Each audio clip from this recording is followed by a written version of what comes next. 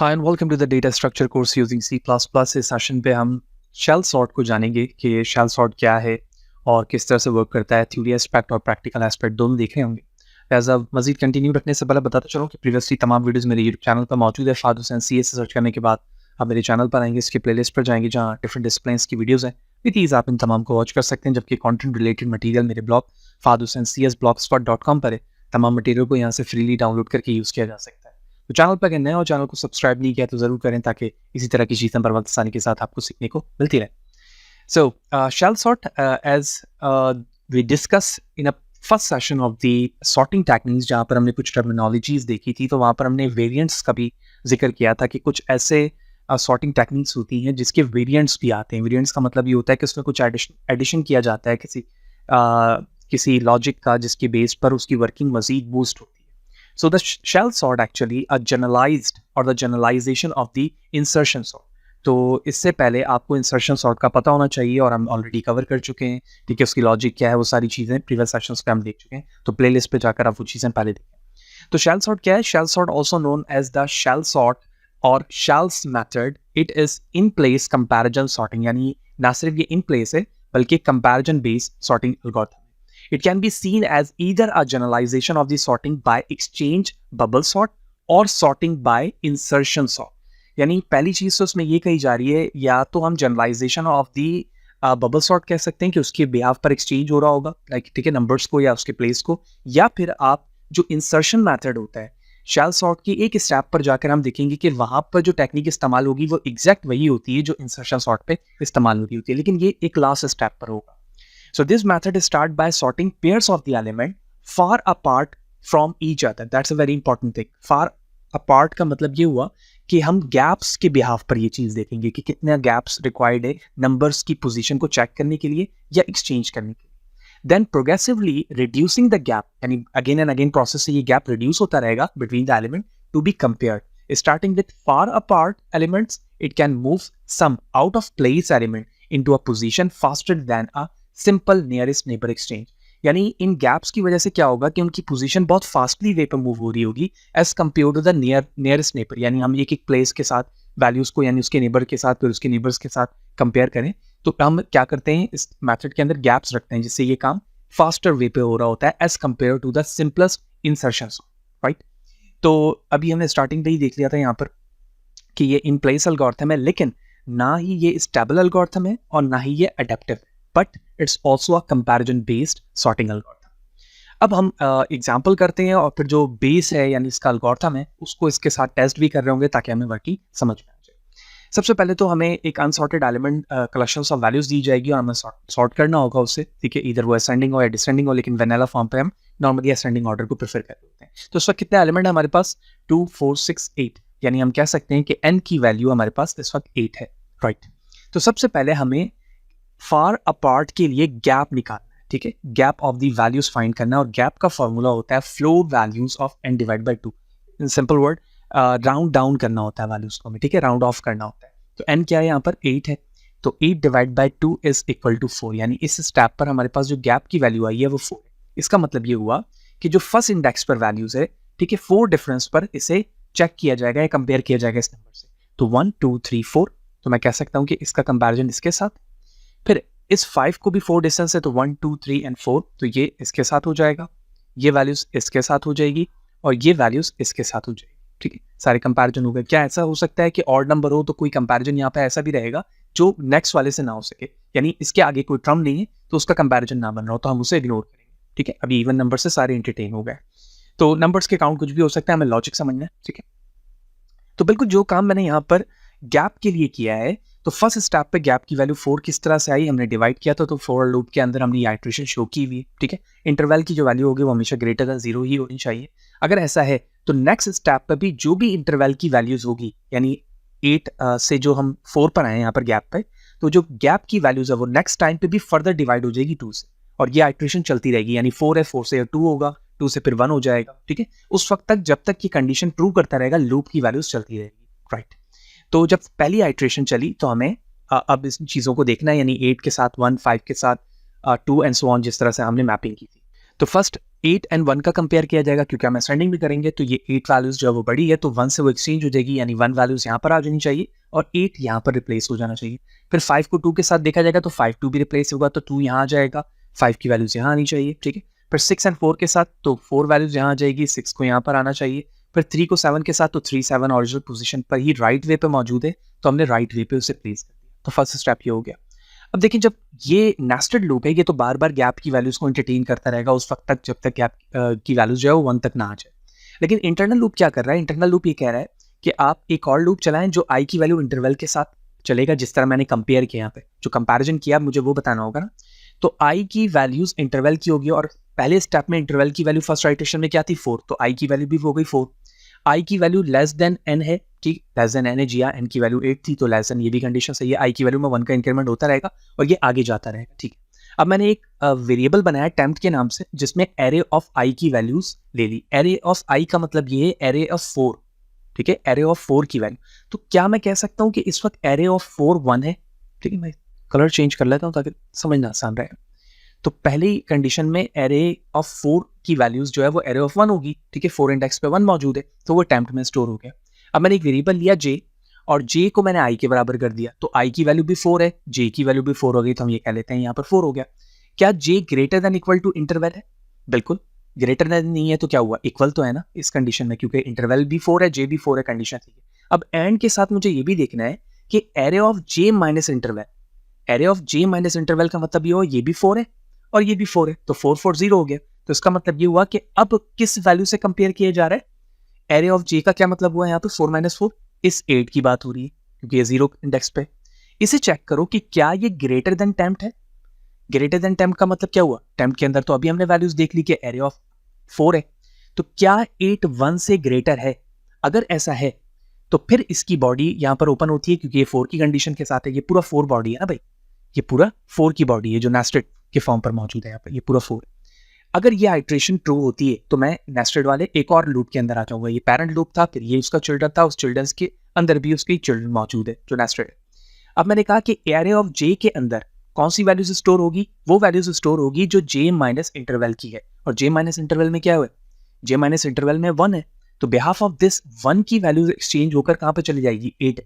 जब ये हो गया तो अब इस 8 को भी तो कहीं स्टोर करवाना है, तो मैंने कहा कि एरे ऑफ j के अंदर जो वैल्यूज होगी वो वही वाली आ जाएगी जो टेम्प पे मौजूद, तो टेम्प पे क्या होगा? 8। यही वजह है कि हमने यहाँ से 8 को 1 और 1 को 8 की जगह रिप्लेस कर दिया, और ये नेस्टेड बॉडी चलती रहेगी कंटिन्यूअसली जब तक कि लूप की कंडीशन ट्रू नहीं, फॉल्स नहीं हो जाए।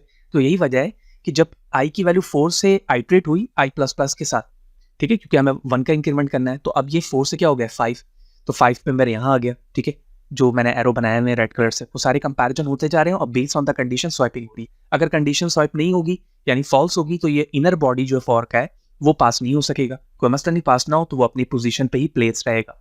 तो आप देखेंगे कुछ जगहों पर स्वाइपिंग हुई, लेकिन 3 और 7 पे स्वाइपिंग नहीं हुई। क्यों? क्योंकि 3 अपनी राइट पोजीशन पे मौजूद है।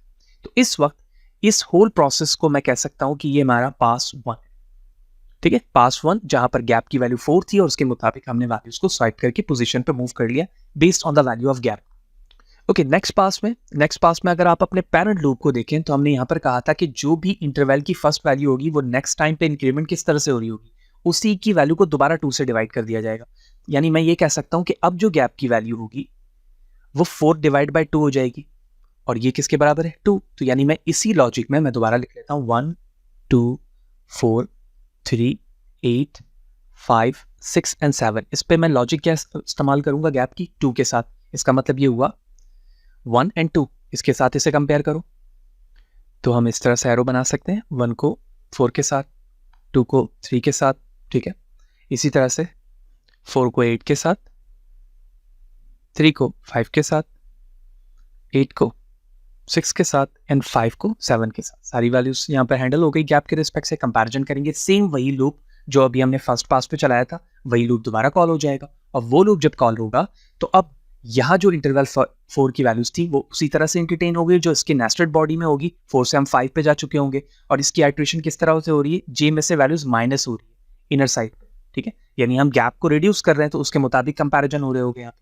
तो मैं 1 को अगर 4 के साथ करूं राइट पोजीशन पे चेंजिंग नहीं होगी, 2 को 3 के साथ करूं राइट पोजीशन है, 4 को 8 के साथ करूं राइट पोजीशन है, 3 को 5 के साथ करूं, राइट पोजीशन है, 8 को 6 के साथ करूं तो अब यहाँ पर कंडीशन फॉल्स हो रही है, जबकि 5 7 अपनी राइट पोजीशन पे। चलिए ठीक है, 1 2 4 3, ठीक है, 8 एंड 7 6 के साथ कर रहे हैं तो 6 वैल्यू यहाँ आ जाएगी, 8 यहाँ पर आ जाएगी, 5 और 7 के मुताबिक पोजीशन राइट है। ठीक है, सेकंड पास हो गया और इस सेकंड पास के अंदर हमारी ये वैल्यूज आ गई, तो मैं कह सकता हूँ कि ये प्रोसेस हमारा पास 2 का। ठीक है, रिमेंबर पास 2 के अंदर जो हमारे पास इंटरवल की वैल्यू होगी वो 2 होगी। क्यों? क्योंकि अब गैप की वैल्यूज यहाँ पर 2 हो चुकी और इसी लॉजिक के मुताबिक ये काम। ठीक है, अब नेक्स्ट स्टेप पे जाएंगे तो गैप की वैल्यूज दोबारा से डिवाइड बाय 2 पे रिड्यूस होगी, नेक्स्ट आइटरेशन पे पैरेंट लूप चलेगा, तो हम गैप की वैल्यूज को अब लेंगे 2 डिवाइड बाय 2 और अब इसकी वैल्यूज आ गई 1। ठीक है, अगर ये डेसिमल पॉइंट के साथ होता तो हम राउंड ऑफ कर रहे होते, अभी जरूरत नहीं हो रही क्योंकि ये ऑलरेडी राउंड फॉर्म पर आ रहा है, यानी 2.1 होता तो 2 लेता, 3.5 होता तो 3 ले रहा होता। ठीक है, अब जब ये 1 बेस पर आया तो इसका मतलब ये हुआ कि अगर आप बगौर अब लॉजिक को देखो, अब बगौर अगर आप इस लॉजिक को देखो जो इस वैल्यूज पर अप्लाई होगी, एक्चुअली ये इंसर्शन सॉर्ट की लॉजिक इस्तेमाल होगी, यानी इस स्टेप पर इंसर्शन सॉर्ट की लॉजिक आ जाएगी। और इंसर्शन सॉर्ट में हम जानते हैं कि हमने प्रीवियस सेशन पे देखा हुआ है कि हम उसमें कार्ड की एग्जांपल लेते थे कि अगर पहला कार्ड हमारे पास 10 का है और नेक्स्ट कार्ड हमारे पास 5 का आया, ठीक है, तो हम 5 के आते कार्ड्स को इससे से कंपेयर करेंगे और ये इसके पीछे चला जाएगा, यानी 5 की पोजीशन यहाँ आ जाएगी। अब नेक्स्ट कार्ड हमारे पास फॉर एग्जांपल 3 का आता है तो 3 10 से कंपेयर होगा, वो इसके मिड पर आएगा और फिर 5 के साथ कंपेयर होगा, फिर यहाँ पर आ जाएगा, तो 3 की पोजीशन ये होगी। इस स्टेप से इंसर्शन सॉर्ट काम करता था। ठीक है, गैप की वैल्यू 1 है तो उसका मतलब ये हुआ ये इसके साथ, ये इसके साथ, ये इसके साथ, ठीक है, ये इसके साथ, फिर ये, जिस तरह से नॉर्मली इंसर्शन होती। अब इंसर्शन सॉर्ट डायरेक्टली हम अप्लाई कर देंगे यहाँ पर। ठीक है, 1 और 2 को कंपेयर किया, राइट पोजीशन है जी हाँ, 2 को 4 के साथ राइट पोजीशन है, 3 4 के साथ राइट नहीं है, तो 3 4 से हुआ। ठीक है, 4 के बाद 2 से, तो 2 के बाद पता चला कि राइट पोजीशन है, तो मैं यहाँ पर 3 करके इसके बराबर में 4 कर सकता हूँ। ठीक है, तो अब हमारे पास वैल्यूज 6 है, 6 राइट पोजीशन है जी हाँ, 6 लिख देते हैं, लेकिन 6 लिखने के बाद मुझे आगे जो नेक्स्ट कार्ड मिल रहा है या वैल्यू मिल रही है वो 5 कंपेयर हुआ, तो 5 की पोजीशन ये रहेगी, 4 से कंपेयर हुआ, राइट पोजीशन है, 6 यही रहेगा। 8 वैल्यूज लिख सकता हूँ क्योंकि अब मैं 6 के साथ 8 देख रहा हूँ, तो 6 के 8 साथ देखा राइट है, लेकिन आगे गया तो 7 का कंपैरिजन 8 के साथ हुआ, ये इसकी पोजीशन होगी, 8 यहाँ पर आ जाएगा। 7 को जब मैं 6 से करता हूँ राइट पोजीशन है, and at last this value are in the form of the insertion sort and this will be the solution. और इस 3 पास के अंदर हमने फास्टर वे पर अपने डेटा को सॉर्ट कर दिया। ठीक है, तो यहां पर भी सेम लॉजिक इस्तेमाल हुई, जिस तरह से गैप की वैल्यूज हमने यहां पर 4 से 2 की थी, अब 2 के बाद ये गैप की वैल्यूज यहां पर क्या बन गई, 1 बन गई, और जैसे ही ये वैल्यूज 1 बनी सेम लॉजिक अप्लाई हुई, आई की वैल्यू 1 है, i is less than equal to n है, उसके बिहाफ पर आगे चले, आइट्रेशन हुई। ठीक है, एक ही स्टेप्स के अंदर ये इनर लूप चला और उसके बाद हमारा आंसर आ गया, क्योंकि आई इज लेस देन एन नहीं है। ठीक है, तो बिहाफ ऑफ दिस वही आइट्रेशन चलेगी और उसके बिहाफ पर हमारा इंसर्शन सॉर्ट अप्लाई हो गया and that will be the solution. Hope you understand कि शैल सॉर्ट क्या था और किस तरह से वर्क कर रहा था। अब इन सेम कोड को हम VS कोड पे C++ कंप्लीट सिंटैक्स के साथ अंडरस्टैंड करते हैं। वैसे तो कोर कॉन्सेप्ट हमें यहाँ पे समझ में आ गया, सिर्फ हमें वहाँ पे रन करना है और उस कोड को समझ लेना है। तो ये सिंपल कोड है शैल सॉर्ट का। वैसे इससे पहले मैंने इंसर्शन सॉर्ट भी यहाँ पर ओपन किया हुआ जो हम ऑलरेडी डिस्कस कर चुके हैं। तो एक एक वैल्यूज को हम वहाँ पर इनर लूप के साथ कंपैरिजन कर रहे होते थे। ठीक है, जे की वैल्यू के साथ नेक्स्ट को और की के बिहाफ पर हम उसे नेक्स्ट मूव पर लेकर आते थे, स्वाइप करते हुए। ठीक है, और उसके बाद इंक्रीमेंट कर देते थे, यानी वो नेक्स्ट आइट्रेशन पे जाकर चीज़ों को कंपेयर करे और उसकी पोजीशन देखे। तो जो लूप हमने वहाँ पर इस्तेमाल किया था, नेस्टेड जो मैंने शो किया शैल सॉर्ट के नाम से, मैंने फंक्शन पे भी इस्तेमाल किया हुआ है, एरे है और एन की इनकी वैल्यूज है, एन डिवाइड बाई 2 के लॉजिक से ये काम हो रहा है। फिर एक इनर लूप है, इस इनर लूप के अंदर एक और इसका चाइल्ड है जो पूरे होल्ड कंडीशन को देख रहा है कि इंटरवल की वैल्यू और साथ ही साथ array of J greater than tempt होना चाहिए, तभी स्वाइपिंग होगी, वगरना नहीं होगी। और अगर इस कंडीशन पे नहीं है तो जो भी एरे ऑफ जे है उसमें टेम्प्ट की वैल्यूज स्टोर कर, और टेम्प्ट वो होगा जिस इंडेक्स पर आप कंपेयर कर रहे हो। ठीक है, जब हमने शैल सॉर्ट को यहाँ पर बना लिया, फिर मैंने एक फंक्शन बना लिया प्रिंट का जो सिर्फ एरे को प्रिंट कर रहा है। मेन पे जाकर हमने इनपुट वैल्यूज दी, साइज के लिए फॉर्मूला इस्तेमाल कर लिया, size of data divide by size of first index data. Shell sort call करके मैंने डेटा और साइज दे दिया, and at last behalf of the print array function जो सिंपल कॉल किया गया है उसके जरिए से हमारा फंक्शन कॉल होगा and it will display the output. Let's see, going to run it now. Oops. And there we go. Right, and it's now sorted. तो इस सेशन पे हमने क्लियरली अंडरस्टैंड किया कि एक्चुअली शैल सॉर्ट क्या है, किस तरह से वर्क करता है। कुछ अगर इसके रूल्स देख लें in the form of the working और कॉम्प्लेक्सिटी, तो एज वी डिस्कस कि शैल सॉर्ट जो है वो कंपैरिजन बेस्ड सॉर्टिंग है। Time complexity of the shell sort depend on the gap sequence, that very important, क्योंकि गैप पर ही वो हमारा डेटा बेस कर रहा है। जिस तरह के गैप होंगे वो उसी लिहाज से रिड्यूस होता जाएगा। तो based on this its time complexity, a best time complexity will be n log n. ठीक है, एन इसके लूपिंग है और लॉग एन इसलिए क्योंकि ये रिड्यूस हो रहा है, ब्रेक डाउन होता जा रहा है डिवाइड बाई 2 पे। And the worst case is big O of n square. ठीक है, एन स्क्वायर। तो एन लॉग स्क्वायर यहाँ पर क्यों है? एक्चुअली ये लॉग स्क्वायर नहीं है, it's just an square. Whereas the time complexity sort is generally assumed to be near to big O of n and less than big O of n square.